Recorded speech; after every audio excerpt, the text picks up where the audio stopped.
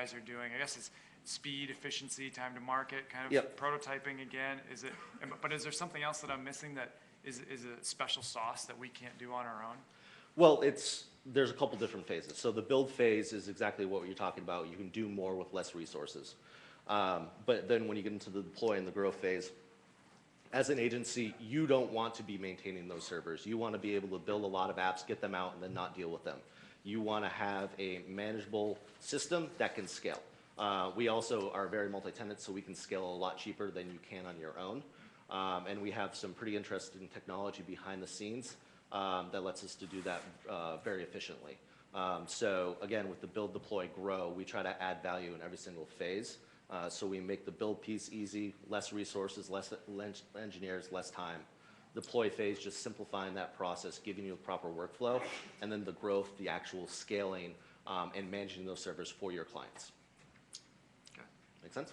Yeah. So, Riffin, do you see most of your value proposition in being on the back end, or you mentioned also there's the problem of app updates. So do you see your customers mostly seeing value from being able to eliminate the need for a lot of heavy back-end lifting, or do you see also the value prop being from this app update? Well, so when I talk about the app update, I'm talking about running as much as you can in the cloud. We also just recently launched an HTML5 service. This presentation actually ran off of it. So we're starting to get into the hybrid world of giving a build service with PhoneGap. That's going to be rolling out in a couple of weeks. So that's another approach we're taking, but it's about running these complex calculations in the cloud and pushing and pulling information to devices, not having all your business logic on the actual device. Yeah, we all met back at South by, had a great conversation. I mean, I like it. If I was building a company from scratch that was doing mobile, definitely I'd take a look at it.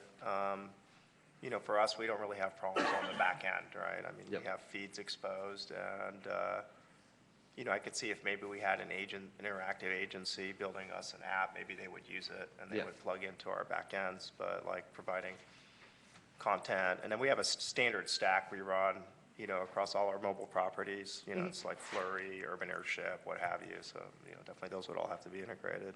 Yeah, I mean, we're not going to be a perfect fit for everybody. But the key is iterating faster with less resources. You know, CBS obviously has a huge team, and you guys were able to build that in-house. I'm assuming you probably have something kind of similar to StackMob built in-house. So this is bringing it to the masses who don't have that large technical team or don't want to deal with it and just want to be, you know, Zynga wants to get out more games. They can iterate a lot faster, get those games out, see which one hits. Right. So going back, the presentation for Cabana, I mentioned the Foursquare example where they had a service that wasn't in the Cabana framework and they were really quickly able to add hooks to get it into their framework. How hard it would be for, say I was a developer and I wanted to integrate with a service like Foursquare that you guys, for example, don't have. It might be some other service, but how hard would it be for us to get support for that? Is that something that we could write plugins for? Is that something that you guys would do? Or that's why we have custom code. This is the fastest market I think we've ever seen. So we wanted to have the custom code in there because we're not going to be able to stay at the very cutting edge for every single company. We can do what fits for 90% of our customers, but not everything's going to fit. So that's why we have custom code. We're rolling out an HTTP proxy that will do OAuth and some things like that, so you can talk to Foursquare yourself. Got it. And that's actually been a great tool for us. We've seen patterns of what people have been building in custom code, and we've taken that out and inserted it into our core API, like ring queries and things like that. So we've seen what customers have been building on their own, and then that helps us with our product roadmap. How does the billing work for that? Like, for example, if I'm doing some custom code and it's extremely expensive, it's doing, like, your billing model is more around API calls, so is there a different billing model for custom code, or is it the same, or? No, it's considered one call. Okay. You know, if you're doing something crazy, we'd probably contact you. But right now, we try to simplify the pricing as much as possible, so it's based on API calls. Okay. So you mentioned an Android and iOS SDK, Yep. right? So what kind of is the proportion between native native code versus HTML5 deployments that you're seeing? Oh, within our service? Yeah. Honestly, we're primarily iOS and Android, mostly iOS. That's just where people make their money, so that's where they go first. We just launched the HTML5 service on February 15th. We're seeing good traction with that. but people are still figuring out HTML5. It's pretty early, and that's why we're rolling out this hybrid build service with PhoneGap. We expect that to be really popular, where you can have the native wrappers around your HTML5 app, you have the UI, UX that consumers are expecting, and the distribution of the store still, but you have that cross-platform ability of HTML5. And then when you go to the iTunes store, do you help facilitate that, or is that back on the developer again? That's back on the developer. We may eventually get there, but can be a dicey road. Our view is, we'll give you as much flexibility as you can.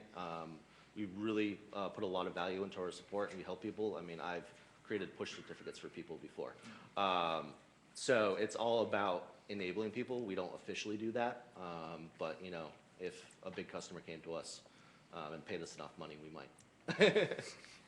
Do you see any potential for like Google or Apple to compete? For example, like Google has App Engine, they have Android.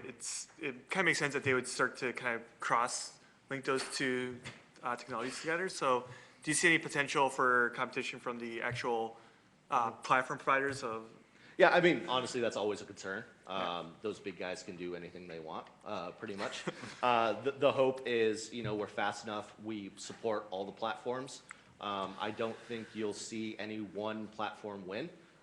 So people are going to want to be able to develop in iOS, Android, HTML5, Windows. They're going to want to be able to do any platform. So that's kind of our differentiator from them. And we've actually seen a ton of people move off of Google App Engine, especially with their pricing change. Pissed off a couple people. So we've seen a lot of people move off of Google App Engine to us. Okay. Awesome. Thanks, guys. Do we have, hold on. I was gonna, do we have any questions? Does anyone have a question? Sorry. Audience have any questions? Questions? No? See, I was just in